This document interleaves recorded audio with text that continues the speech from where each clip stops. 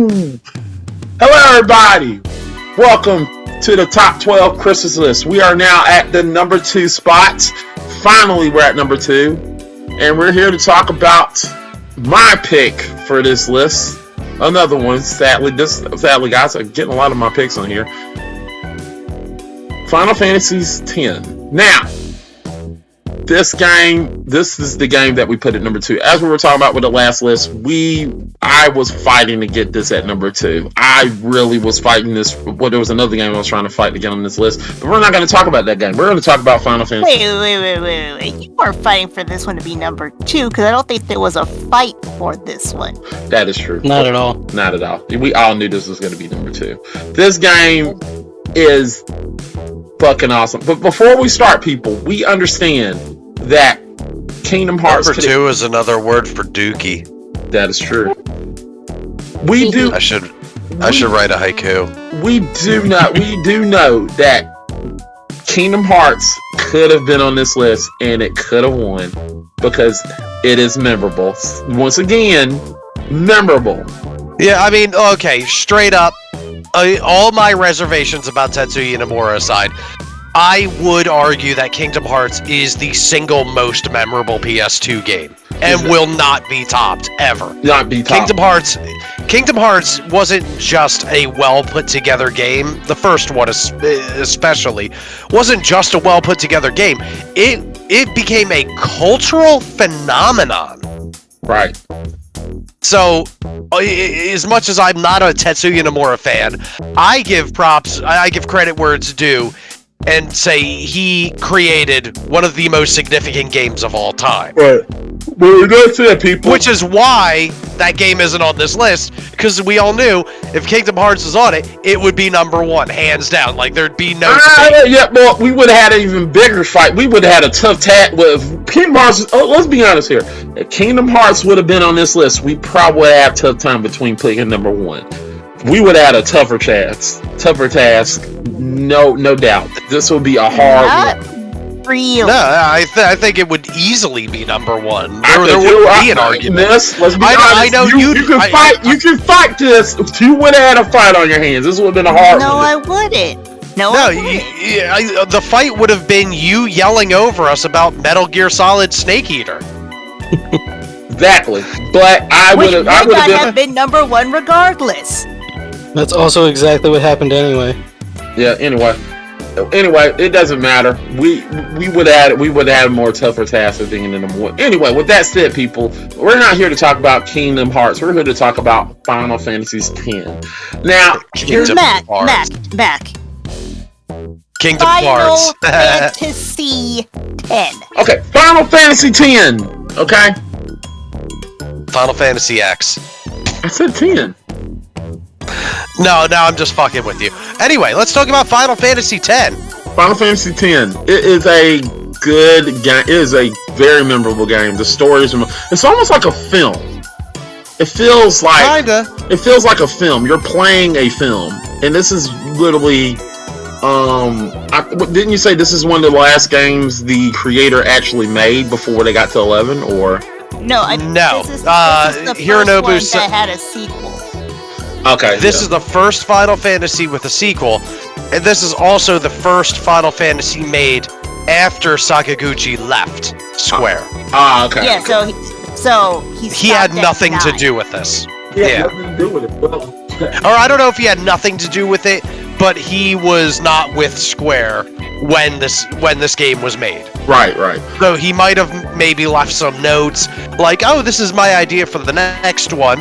Because you can still feel some of that final. For the weekend, and they said "ha ha ha ha" and threw his notes into the fire. Well, Basically, what happened to George Lucas. Exactly. Honestly, I do feel like you can still find there's like a little essence of Sakaguchi in this, but you can tell this isn't like his brainchild. Well, I mean, you can see it because all the games that I've seen, and all the FF games in the past, it does have a single thing of Christ and everything, sin and all this. It has that, layer of deity in it. Every FF games I've seen. JRPGs, name 6 final bosses. God. Oh, I set the bar low on that one. Oh crap! Yeah, that was fun. So I think, like I said, this game. But back to this game. We gotta sing the praises of this game. This game is more. There's more memorability. There's more memorable scenes in this game. Memorable characters. Everybody knows Titus. Everybody knows Titus. Titus. Damn it, Titus. Titties. Whatever. Everybody remembers him and Yuna. Everybody remembers Yuna. Everybody remembers Kimahri, Wakka, Riku, Lulu. Damn. Lulu. Damn. Lulu. Oh, wait. We forgot one. Auron. Fucking Auron. Fucking A. Auron. The cast of characters in Final Fantasy X is beautiful. Yes. Yeah. Not just the way that they're designed, because they are designed. God damn it! I have to keep singing praises. Fucking Tetsuya Nomura designs beautiful fucking characters.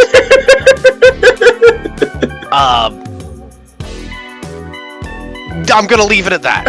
He designs great characters. He is such a good fucking artist. Well, I like damn near unfair how good he is. I like the fact that there's like in all the FF games there's a Cid, and the fact that Cid is who he is in the game is really a great, it's really, to me, is a good twist a little bit, because I was like, whoa, that's Cid? Oh shit. Why don't you tell us who Cid is? Go on. Cid is is it Spawn? Oh. The game's been out for like 20 plus years. Yeah, the game's like 20 years old. So in the game, the Elbad is a group of people that literally uses mecha in Spira, and they are against and the people of Spira are against the Elbad using mecha. Cid is one of those people, and it's just interesting that Cid is the one that uses mecha. It makes a lot of sense that Cid is that person, which is pretty cool. I like that. It actually is pretty cool. Like, Cid is that. I was like, in the game, I was like, where's Cid? And the way they presented Cid, I was like, thinking about it, it's really genius. It's really genius how they did it. I like it.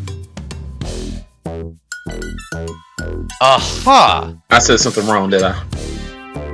I'm trying to just make sure I remember this right, because I have no idea what you just said. Cid is the leader of the Albed. That is true. Also, Cid is Riku's daddy. We know that. Yes. And I believe he is also Yuna's uncle. That is true. That's a good tip. Because, and spoilers. he is also Brother's daddy. Yes. Because, of course, spoilers, you find out partway through the game, Yuna is half Albed. Yes. You guys keep saying spoilers, and as someone who hasn't played this game, I'm not following any of this. Okay. Albed are basically, I don't know exactly how to describe. They're just like another culture, another race in Final Fantasy X. They're the outsiders. They basically, whereas they don't follow the rules. They don't follow any of the rules of the land. Well, they actually follow a ton of rules, just not the rules of the majority. Yeah, you're right. They do follow the rules. They do follow the rules. They just don't want to follow They don't follow the cultural norms in Spira, because Spira is a very spiritual planet and culture, whereas the Albed are. I wouldn't say they're not. Oh, I got a better way of putting it. I think I got a better way of putting this. Go ahead. The people of Spira. Okay, think of it like a church. The people of Spira are the God-fearing people, and the Albed are the sinners. Did that make sense? I get what you're saying, but what you mean to say is, whereas most of the people on Spira, they follow the religion that to a T. Yeah, they follow the religion to a T. Yeah. Yes, and and part of their religious tenets is the rejection of technology. Yes. Whereas the Al Bhed are all about technology. Yeah. They realize that tech and mecha can be used to improve life. Right. And that makes them kind of outcasts in society. Yeah. Despite them almost never doing anything bad. Yeah, they don't. In fact, it's funny. Spirit actually do more bad than them. Well, the game also, the plot of the game does critique organized religion. Right. It criticizes that. It does. I still love playing it. The game ends with like the Final Fantasy version of tearing down Christianity. It does. Alright, I think I gotta play this game. It's a really You do. good game. But some things that make it memorable, before we go back to arguing about plot points, is it's the first Final Fantasy that is voice acted. Oh yeah. Yep. The game- voice Really? acted. Yes. It Fully is. voice acted. Yes, it is. Every Final Fantasy from 9 to the first one, there was all box and Yeah. things. Yes. So this is voice acted. There's a little bit of camping. It's the It's most actually cinematic one. yes. That kind of started the Final Fantasy trend of oops, all cutscenes. But it is a lot. They do a lot of cutscenes, but it's less egregious than maybe some later entries. Right. Would do. I already took enough shit for my opinions. Well, I'm not gonna bring up Final Fantasy VII Remake or Rebirth. I said I wasn't gonna do it. I'm not gonna do it. well, let me help you out here. All right.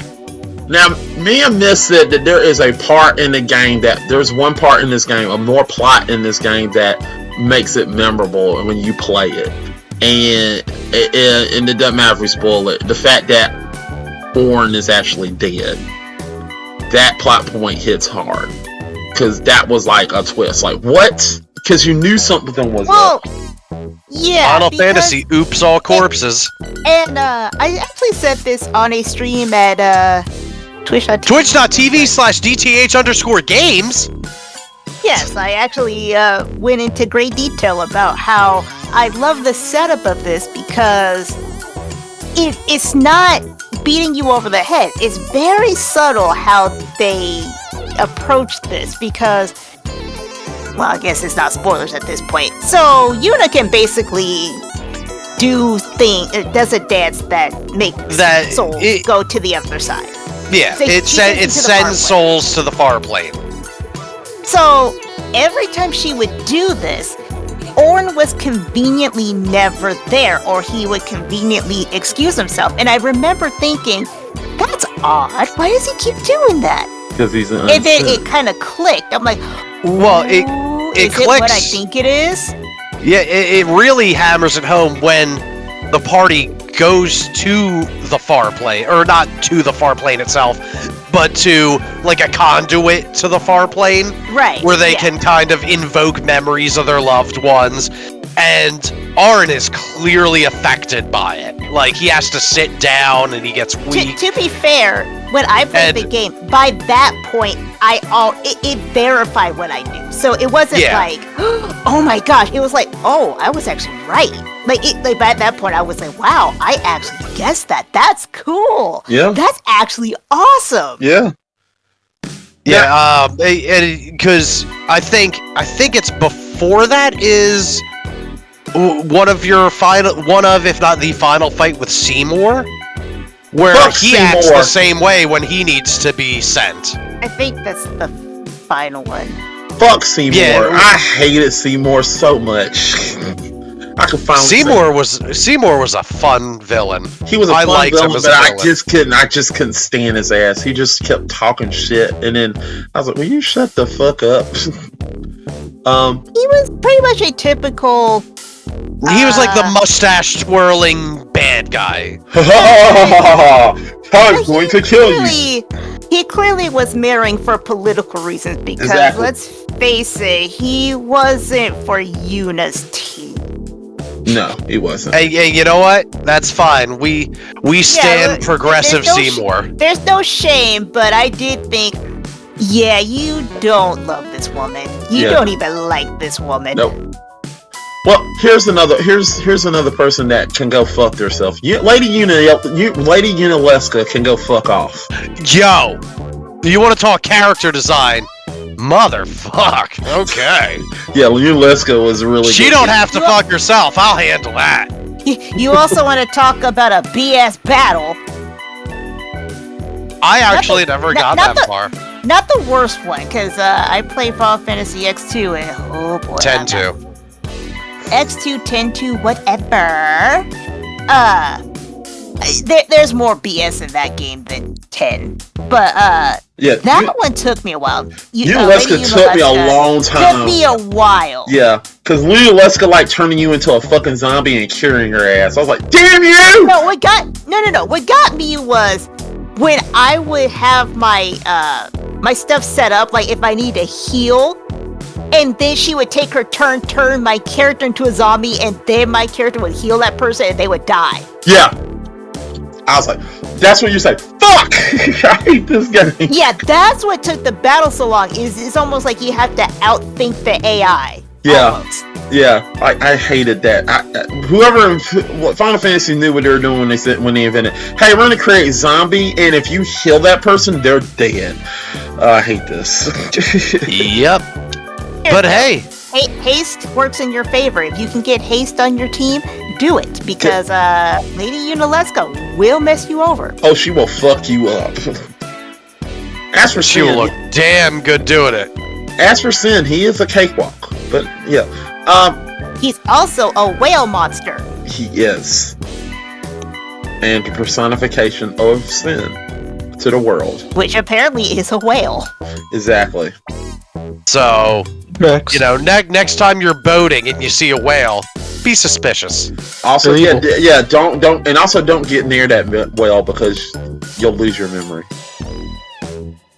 Yeah. Oh yeah. Sin's toxins. I forgot about that plot point entirely. Yeah, like. And that's why everyone's so cool with Tidus spouting nonsense. Hey, I'm for Xenocon. They're like, he's been poisoned. that guy was near Sin. Ah, fuck. What? You know, Xenocon is gone. Oh, it is. Man, like talk about memorable scenes. Remember the first like the introduction is really good. It's really fun, but just like after you get through the couple of tutorial battles, and Auron and Tidus are underneath Sin, and Auron just grabs Tidus's arm, and he just like says some cryptic shit while they get sucked up into it. I'm like, this is the most hype shit I've ever seen. Right. But you want to know what else? What else I was hyped for, and that made me laugh every time. The cringe of the laugh. Yes.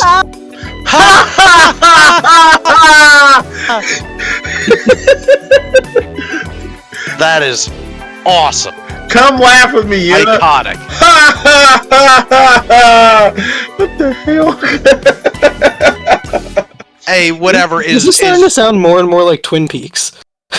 is dorky and silly as that scene was, it contributed directly to him bagging her. Yep.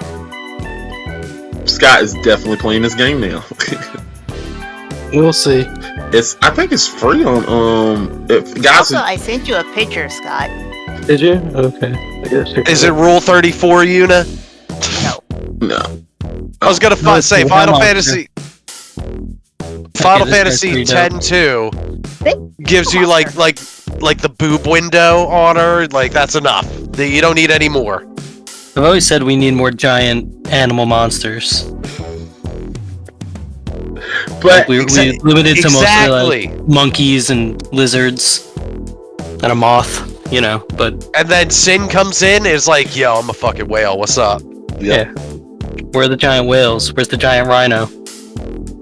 so it's a game this is a game, guys, where Free Willy is the big villain. I mean, That's not a killer whale. That seems more like a Hunchback. blue whale or something, maybe. Nah, it is a hunchback. Oh, you mean like Echo the dolphin? Ooh! Don't do that. Wait, hey, that was on my list. Okay, that was on my list. Glad we didn't. There was a pick it. PS2 Echo. I said Echo, Defender of the Future. Go and pick that one. So guys, this is so. Let's talk about why it's. Let's go in detail why it's not number one. Because number don't one is know. more memorable than this one. No, I just started never laughing because we already know why it's not going to be number one. Sadly. Hold me. Anyway, continue. But seriously, the reason why it's not going to be number one is because the other game is just as memorable, and we went into we're probably going to go into more detail why. And I think this is what Mac was trying to explain in his own Mac kind of way. These number one and number two could have actually been interchanged. It could have, but there's too much in number one that overpowers number two. It's actually one Scott played. That too. That's key for me. Yes. But guys, this has been good. We're finally coming to an end. So guys, we're coming to an end of another Christmas countdown. We're coming to the end next time. So number one. Hey, Mist. Yeah. Final Fantasy X and X-2 HD Remaster, $25 PlayStation Store. I thought it was free on PlayStation Store. No. PlayStation Plus. No, it's not on PlayStation Plus. No, if you Unless, have PS5. Oh, well, go fuck yourself. How's that sound? Merry fucking Christmas to you, rubbing your goddamn PS5 in my fucking face. Say it to my face.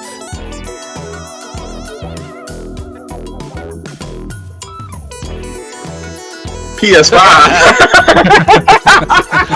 I actually got a little nervous there, like, oh, he got real quiet. He's not taking me seriously. I'm putting on my camera. PS5. he gets on camera. He's like, "I'll see you in Chicago in December. I'll beat your white ass." And I'm like, "Uh-oh." I said, I'm coming for you, Chris. I'm coming for you. A lot of people do. Yeah, I know. All right. Well, guys, this has been a great. So before we go to before we talk about number one, are there any regrets before we reveal number one tomorrow? Any regrets? This whole list is a regret. I have no regrets. I regret my actions over the past few years. There's only one thing I do regret, and that is Snake Eater. And that is Snake Eater. But Snake Eater should have been on the list. Snake Eater should have been on the list. You big fat phonies. Oh boy. Well, alright guys, this has been good. We have finally gotten to number two. We'll talk about number one, which will be pretty much, I think, everybody except Chris, because he didn't play number one. I played it for like 5 minutes. Yeah. But guys, this has been a great episode. We'll see y'all next time for the revealing of number one. See ya! Bye. Bye. Bye.